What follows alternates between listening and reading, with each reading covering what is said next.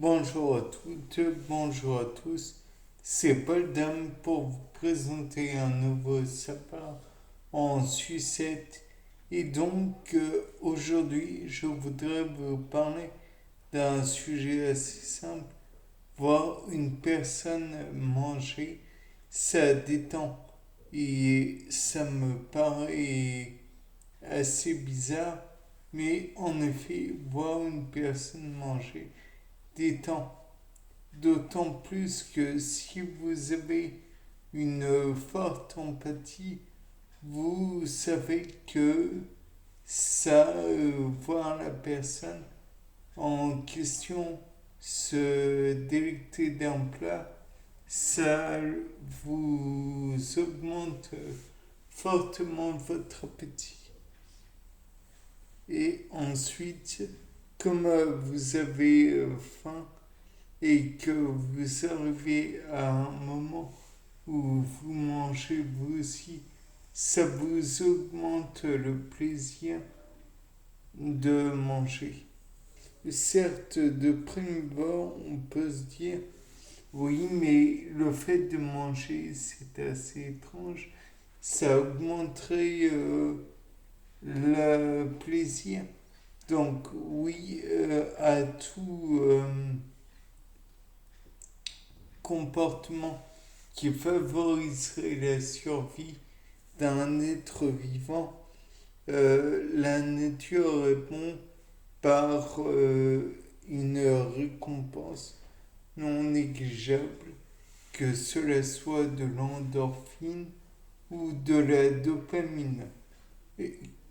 Exemple d'un comportement qui augmente votre, disons, votre plaisir, c'est le fait de procréer. La procréation engendre énormément de plaisir. Je ne l'apprends à personne. De plus, le fait d'accoucher pour une femme, certes, l'effort est non négligeable. La douleur colossale.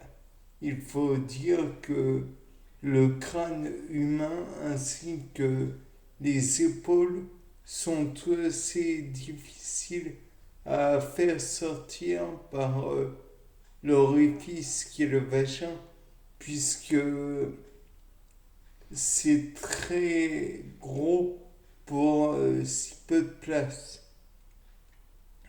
Néanmoins, une fois que la femme a accouché, après tant d'épreuves, après tant de difficultés, après tant de supplices, elle peut dire oui, je l'ai fait. Et ça lui procure, au même titre que beaucoup de choses d'ailleurs, voire même plus, une certaine satisfaction.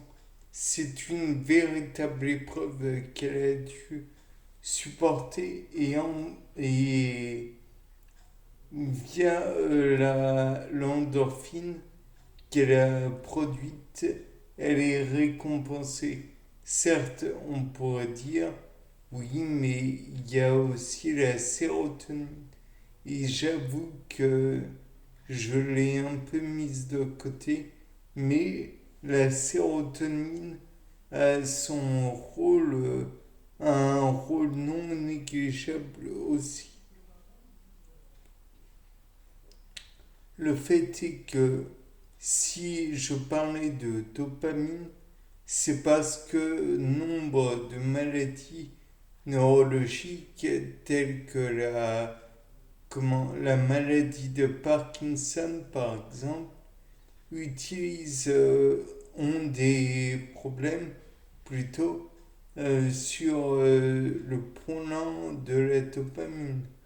Donc ça nous ramène à des sujets tels que la neuroscience. Et par votre conséquence, on parlera aussi de pharmacologie, puisque certains médicaments sont tout de même des dérivés de dopamine et encore d'autres sont carrément de la dopamine légèrement modifiée, du genre la silymarine ou comment le je vais pas citer le nom du médicament. Disons qu'il y a un médicament qui est fini en X, on va dire Manta, une lettre X, et donc on peut se dire que via nombre de principes comme tels, euh, alors on peut arriver à l'idée que si éventuellement la personne avait sous la peau, naturellement, ou même dans le corps, je ne sais plus précisément où est-ce que ça se situe, un genre de pompe, non pas à insuline, comme l'ont les diabétiques. Merci à eux de nous illustrer ces, cette, cet instrument et sur eux même. Enfin bref, si on réfléchit bien, on pourrait mettre une pompe à non pas insuline, mais à Manta X, que d'ailleurs la molécule de base, c'est le chlorhydrate d'amantadine. Je viens de m'en rappeler. Et le chlorhydrate d'amantadine, devinez quoi, ressemble beaucoup à la dopamine. Y aurait-il un rapport? Le doute n'est pas permis. Car pour certains comme moi, qui l'ont déjà essayé, ils peuvent vous affirmer que ce médicament a eu, car le problème, c'est qu'au bout d'un certain temps, pour moi du moins, ça a eu plus autant d'effets. Donc c'est dommage. Mais voilà, toujours est-il que peut-être que maintenant on peut envisager d'autres molécules qui pourraient être intéressantes. Du genre, si on réfléchit bien pour les molécules en question, elles servent de neuromédiateurs. C'est en fait incontestable. Mais le fait aussi est que peut-être elles auraient un rôle à jouer dans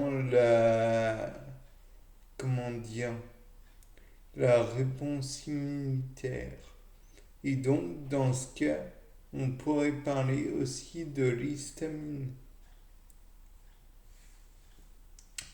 Qui n'a jamais entendu parler, quand il y avait des pollens, de réponses hypersensibles et de réactions d'antihistaminiques?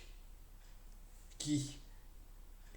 Donc peut-être que en employant l'histamine, on pourrait engendrer une réaction à un endroit et donc empêcher les globules blancs de faire leurs dégâts chez une personne atteinte de sclérose en plaques ou d'autres choses pour faire transiter les globules blancs à un autre endroit que là où ils s'attaquent continuellement et permettre à l'endroit en question de se régénérer. Bien, c'était Paul Dame pour un nouveau sapin en sucette. Au revoir.